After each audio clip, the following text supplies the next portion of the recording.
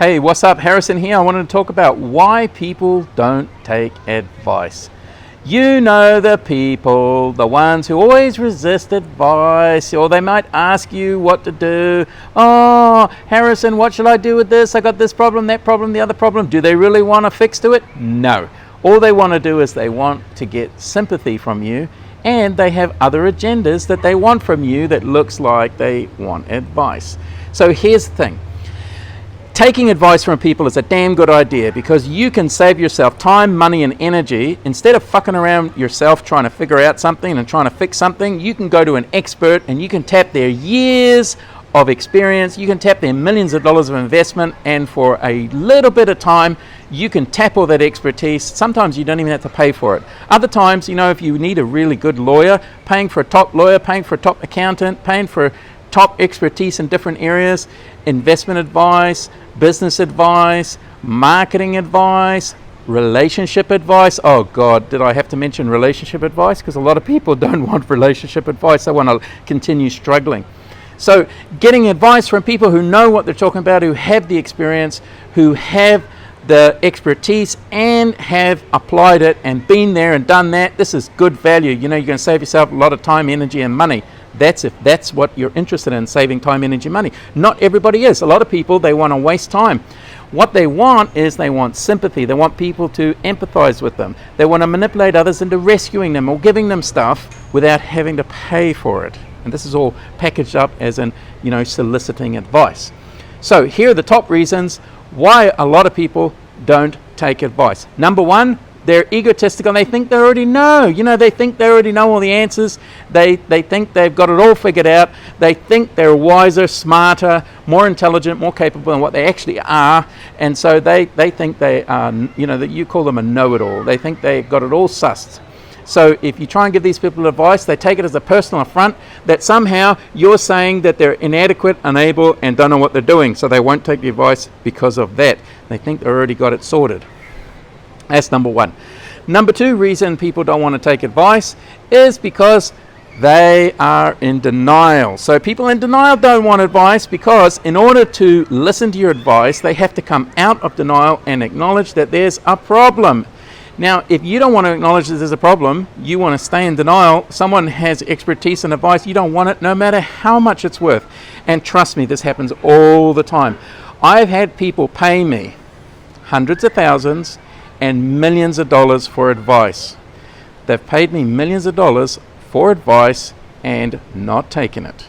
Think about that for a moment. You would think the more that you pay for advice, the more that you're likely to follow it, but it's not true. It's not the case. If people have an agenda, it's the third reason. If they have an agenda that they're attached to the outcome that they already have and the advice goes contrary to that, they already decided what they want to do, like, plenty of examples of this. Oh, God.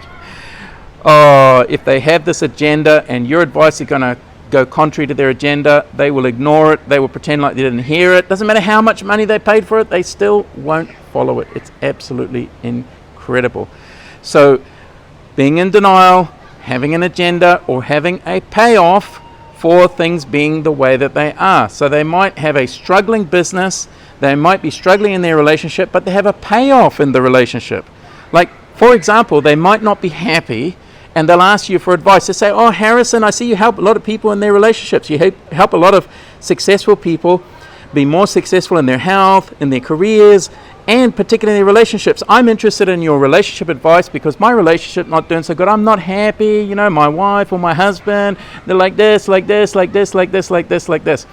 And the first question I'm going to ask people is, are you really interested in doing something about that? Oh yeah, I'm sick and tired of it. I want to do this, I want to do that, I want something better. Oh, and then they'll say something like this, oh, I'm so inspired by your relationships, yada, yada, yada. And I'm like, oh, really? Oh, really? And not everybody's like this, just to be clear. A lot of people are. They're inspired by a relationship, and you say, oh, what's a relationship like? Oh, they give me an attention, there's no sex, there's no connection, there's no intimacy. And I'll say, which is a normal thing to say, why would you put up with that? Why don't you do something about it? Oh, no, and then they'll spend ages getting all your advice, whether they pay for it or not, because, a lot of good advice I give for free. You know, not everything is paid.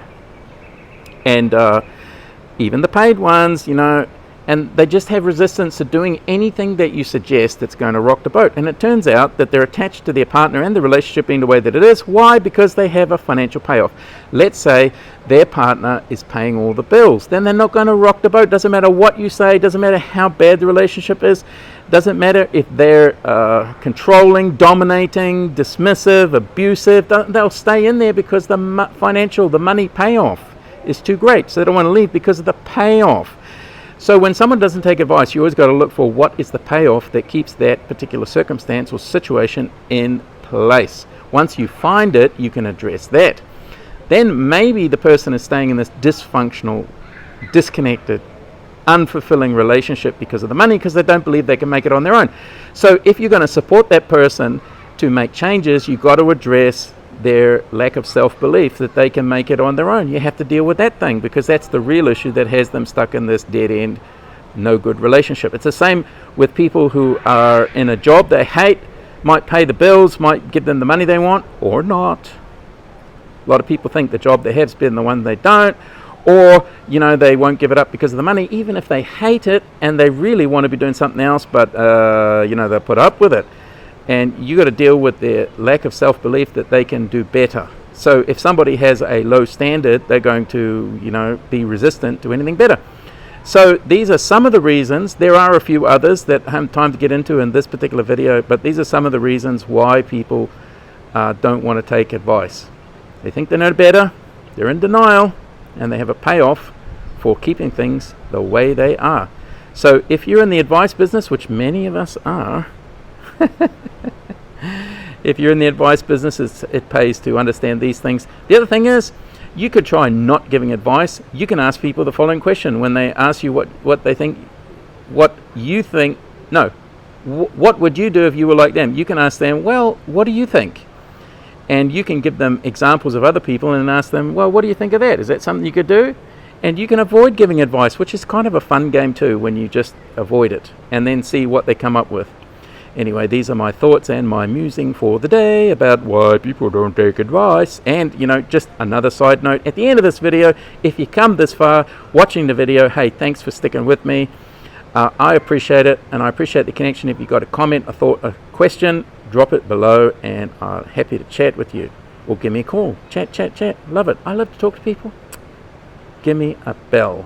That means ring or chat. At the moment, with the level of uncertainty that's out there in the world, we need to work together to help each other and to help the people who, you know, need help. And this is a good time to do that. And to bear in mind that there's a lot of good advice out there from expert people who can really add value to the conversation about COVID-19, about the economic crisis that's happening at the same time. Then there's also all kinds of conspiracy theories, cranks, crackpots, and idiots who don't know what they're talking about, and they offer all kinds of advice as if they're an expert. Don't listen to them.